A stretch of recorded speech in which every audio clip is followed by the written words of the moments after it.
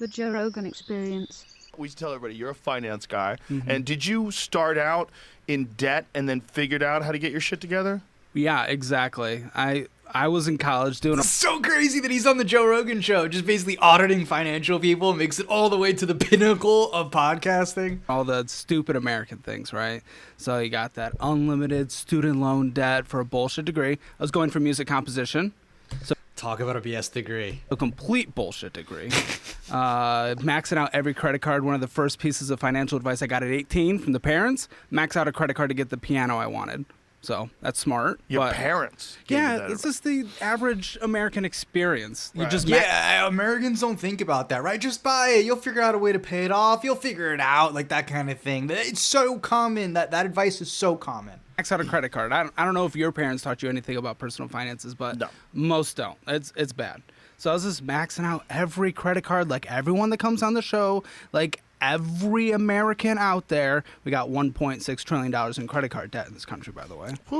Our total national budget is $7 trillion per year, right? Like we have $1 trillion in credit card debt. Crazy. It's insane.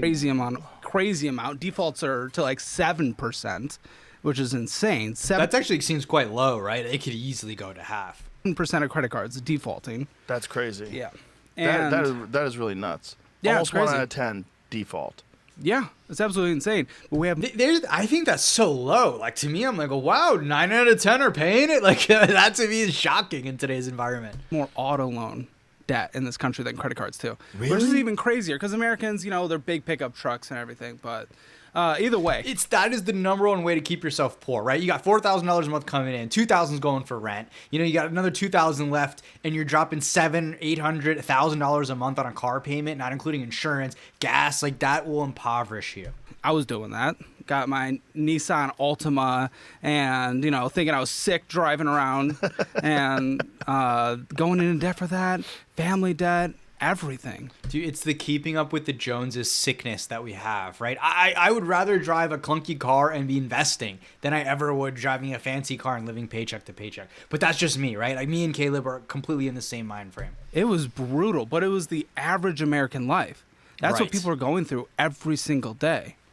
And I finally got a wake-up call. I was sitting in my shitty apartment that I could barely afford, and I realized the life I wanted to live just could not be sustained this way. I wanted to be a homeowner. It's the American dream. Pick a fence, all that shit. Yep. But there's no way to do it with maxed out credit cards, private student loans, public student loans, everything. It was a mess. So got a sales job, just started grinding it out, paying off the debt, fully funded emergency fund.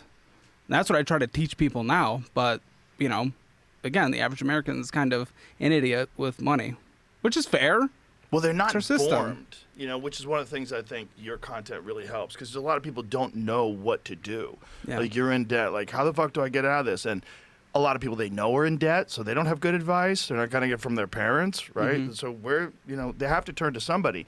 And a lot of times, like financial people online are very stiff. And they're not enjoyable to listen to. Yeah, it's like they don't know where to turn to, and then they got to turn to someone who's like really uptight and talking robotically. It's just like, that's tough. And that's back to the thing, like Florida has the financial education classes, so I think we're turning a corner on that overall. But you talk shit, and you're very vocal, and it's like, okay, I get this guy. I can relate to him. Yeah. Tell me what to do. So there's a lot of folks out there that connect with you because of that, I think. Yeah, Yeah. Caleb's definitely a breath of fresh air in this finance uptight industry, right? He calls balls and strikes as he sees them. They call us the Jerry Springer of finance. Yeah. Which I That's like. perfect. I take it. I take the ownership. They meant it as a dig at first, It's kind of a compliment, honestly, because Jerry Springer is like ubiquitous in the culture. but I take it because it's fun. Yeah. People don't go into financial topics because it's boring. Why are you clicking on a video of a dude just like sitting at the camera, just like, IRAs or this? No one's gonna get into that. Right. The personal finance class, like 40% of states, or almost 40 states out of the 50 states, require a personal finance class now, which is big progress over the last decade. I just said that. Huge progress. We're gonna see people become more financially responsible with money. But, I mean, I was a piece of shit in high school. I'm sleeping through that class. Right. I'm not gonna listen to things there. I could barely pass math. School is just boring. So people still aren't going to pick it up there. They want something a little more interesting to get into, and we give them that with the roasts, the dramas, the relationship stuff. Couples episodes are my favorite because there's always financial. The number one reason for breaking up or divorce is money problems by far, right? When the couple are not on the same page with money, and you see that all the time on a show, right? They're snipping at each other about spending and this and that. It's great. It's great. Stresses in relationship, and I don't know if that actually gets people into personal finances. That's the best. That's the best because we get millions of views per episode. Yeah, even if it's like Jerry Springer-ish, but it eventually gets people to become good with their finances, net positive, right? Like, who cares? All platforms. It's kind of a crime that they're not explaining to people when they're young and in high school how this could be a problem. Mm-hmm. They're trying to set you up for life, but they're not setting you up for one of the biggest problems that most people face. Credit card debt and the big one, student loan debt. Because that's Student loans, credit cards, taxes, how to take out mortgages, all these kind of things are way more important, honestly, than almost everything else they teach, right? You have so many people that can do the Pythagorean theorem but don't understand anything about the tax rate. that's the one you can't get away from. And there's a lot of people that are just go, well, I guess I have to go to college. And look, higher education's great. It's good to be educated. It's good to get an education. Yeah. But if you're spending hundreds of thousands of dollars for an education that you aren't going to use at all, that might not be the best thing for you. There's also this fear of jumping out into the private sector and actually trying to get a job so they stay perpetual students, right? And then teach more people about how to get the same degree that can't get them a job. College was always meant to be kind of a boutique thing. It wasn't meant to be widespread for everyone, right? I don't think it does most people any services, but just make them a slave to this debt to the government. When you're fucking 18, you really don't know.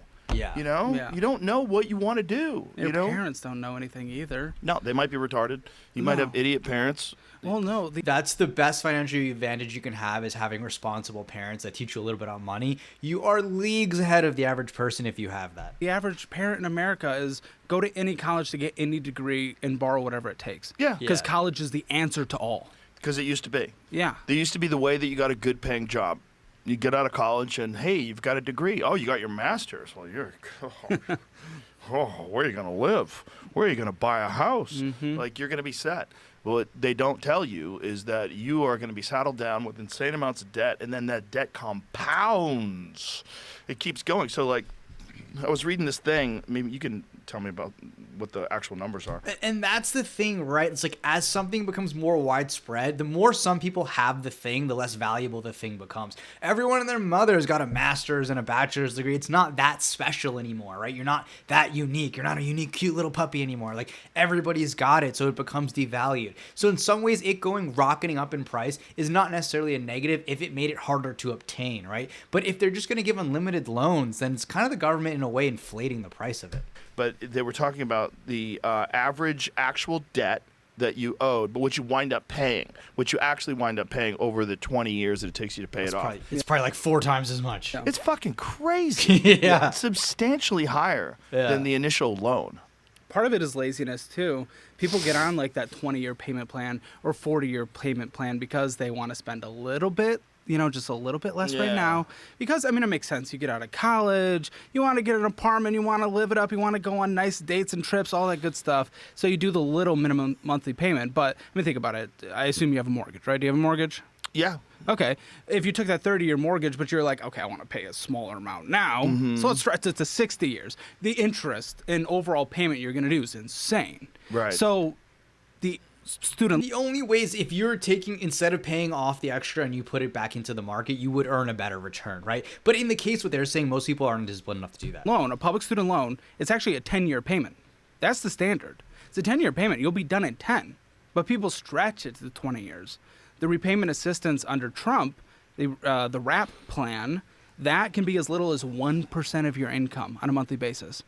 That'll never be paid off. Never. Those people will have it forever. Forever. It'll be forget. But If in 40 years it says, we'll see, because... Exactly. They're assuming it's either going to be inflated away, forgiven, or it's just not going to matter, right? You just don't pay it, and they might garnish your wages, but maybe not, It's new. But when people are doing that, they're going to have it forever. It's going to balloon, and then they're going to complain about it when they chose not to just take the standard 10-year plan. I saw an article about people with Social Security. So they're retired, and their Social Security money is getting docked. Mm-hmm. It's getting docked because they're taking money out of that to pay for your student loans. Yeah. I mean, That honestly, obviously didn't work out for you because you're literally in debt from that student loan while you're retired from life. Yeah. Which is fucking wild. It is, but I'll be candid. I'm starting to not have sympathy for the boomers. I can't. Yeah, I'll keep my opinions in check on this one. I'm really not. Really? Best job market ever. Best stock market in the history of the world. Every single boomer, Gen X, whatever, that's been on my show, they lived it up and spent all their money to live the lifestyle they wanted, and they didn't even set 10% aside a month. 10% aside. They had the best housing market, college, jobs. They were set up for everything. If they just put 5 to 10% a month aside in the stock market that they had, they would be multimillionaires. Most of them would be multimillionaires. But instead, we're in a situation where I want a new BMW. Correct. They had this incredible time period in the United States where the standard of living was just going up, right? How's everything they touched just went up in value, booming stock market, right? Invention of the internet, all these positive things. It's hard to have a little bit of sympathy when things are that bullish and you just kind of raised your living standard, right? Never just kind of kept the living standard here as the income here and just put the difference away for a rainy day. Yeah, they can't pay their student loans, Social Security, 2033. That's when the funds dry, so payments get cut by Is it really that 25%. Yeah. 2033 is when the funds dry up for Social Security? Yeah, the actual fund that's sitting there. So every dollar that goes out is money that's coming in. Right. There's not enough of younger ones of us to pay into the system to keep it perpetuating, right? They're not going to let it run dry. They're just going to spend more money on the money printer, shoot the money printer, and just devalue the dollar. So they'll still get their payments. It'll just be with dollars that are worth less. That's projected 2033. Well, we have to pay for transgender migrants. It's really important. Some of them have back pain. They need to be on Social Security forever. Yeah, we just had a clip go viral 2 days ago.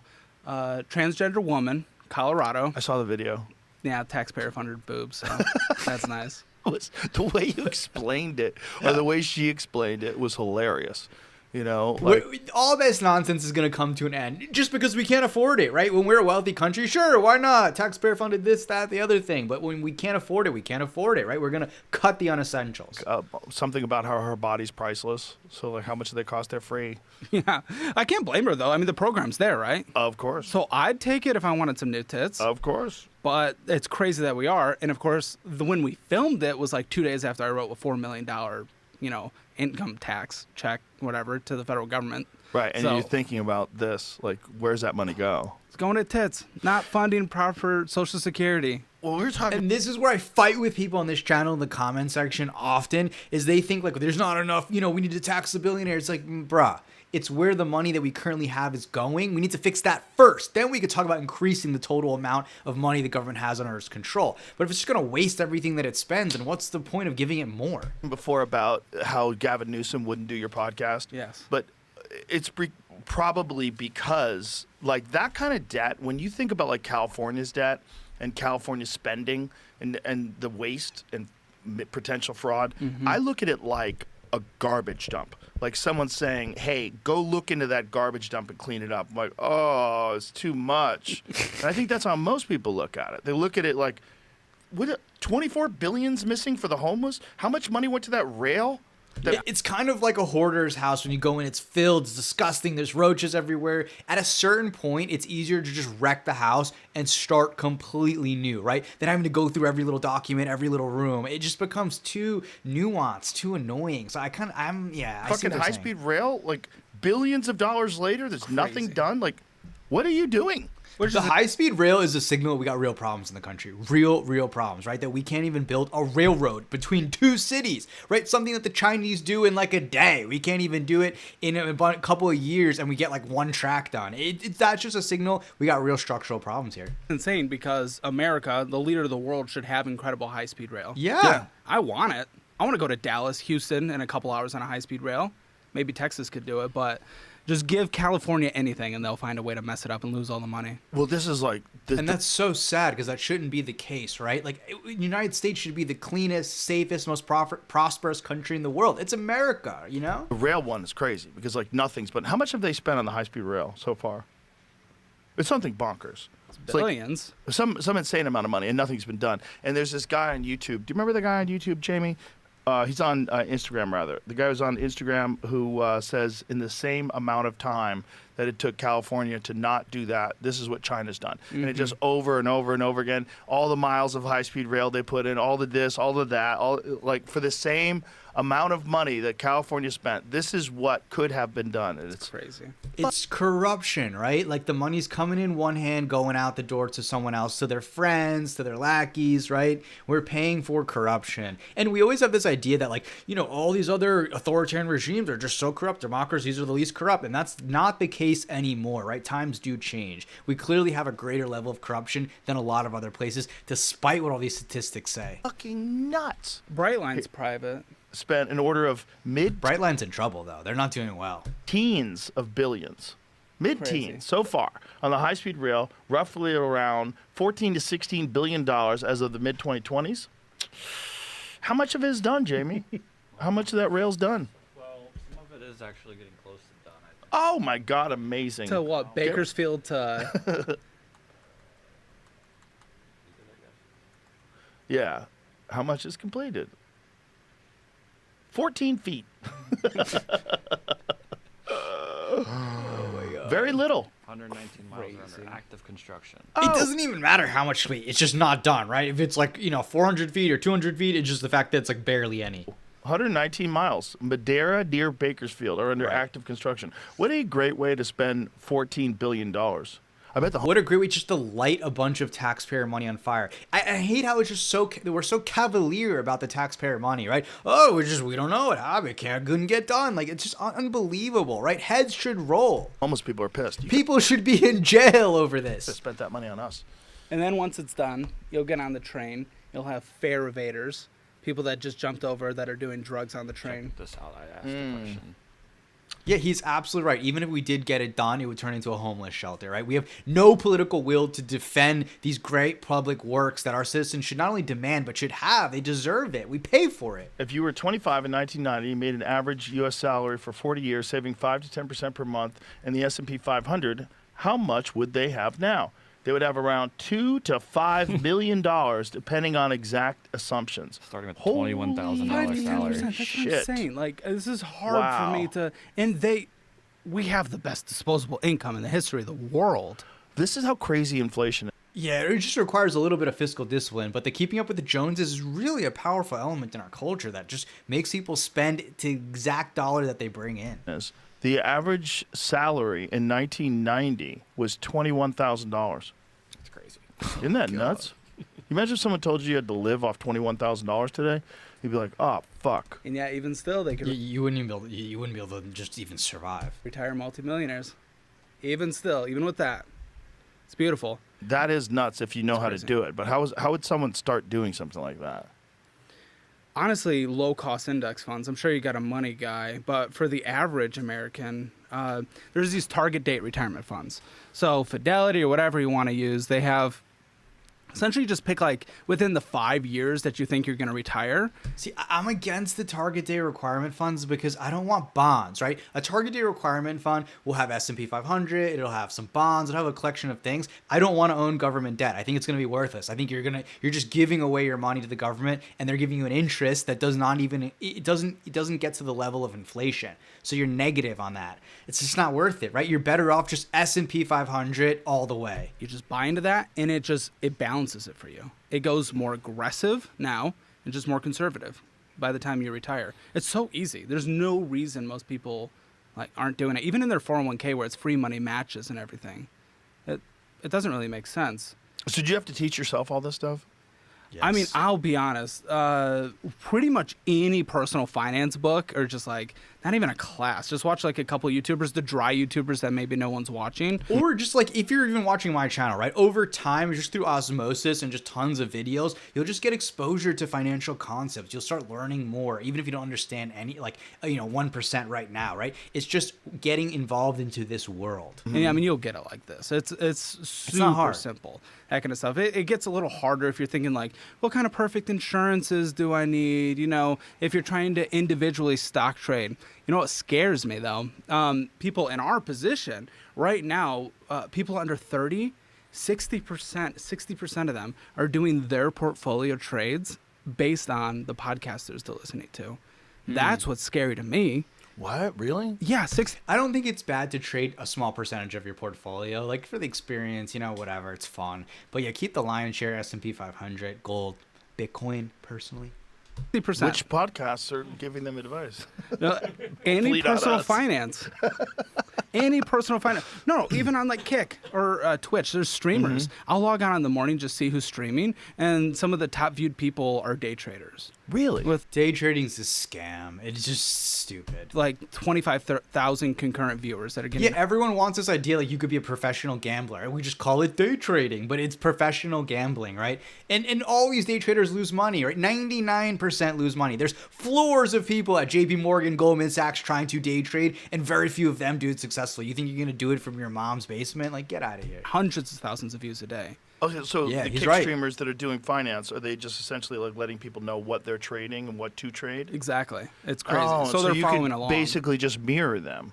So you Yeah. could say, okay, buy BlackRock, whoa, and you could whatever you want to buy, whatever they're doing, you'll do, like sort of like the Pelosi stock trader. Yes, which That's I a good bought one. into the Pelosi fund. Yeah, It's doing really well. I bet. The Pelosi fund just tracks Nancy Pelosi's trade and other politicians. Her return is the greatest return of all time. She's the greatest investor of all time. We won't get into that, but it's kind of wild. it is. Yeah, I only put $1,000 in there. I was a little scared, but it's doing really well. It's beating my own money, guys. So, I mean, It's kind of hilarious. she knows what she's doing, or people knows what she's doing. Yeah, yeah. Someone knows something. Yeah, they know something. It's Joe's dancing around that because he's such a big voice now. He can't be like, she's corrupt. just, it's crazy that it's legal. It It's is crazy that you could know. Oh, we're gonna do It's this. crazy that they're on these committees, right? Foreign Affairs Committee, Finance Committee that allocate funds, so they know ahead of time who's going to win these big government contracts. They throw all the they buy stock ahead of time, and none of them lose money. It's basically a way to expand their salary, right? Like a corrupt way to do it This legally. big deal with AI chips. And so NVIDIA makes AI chips. I'm just going to buy a shit ton of Yes. NVIDIA stock, and then boom, we pass this thing. Hey, look at that, 500% increase. Whee! I think my thousand's up like 20 or 30% in just a couple months. Uh, It's crazy. It's crazy. S&P 500, what he searched up, averages 10% a year. So it's crazy. Yeah, anyways, this is a really good video. Caleb is 100% right with the student loans, with the average American just not understanding how to manage their finances. I definitely recommend following his podcast. It's super good. Hope you guys all enjoyed. Take care.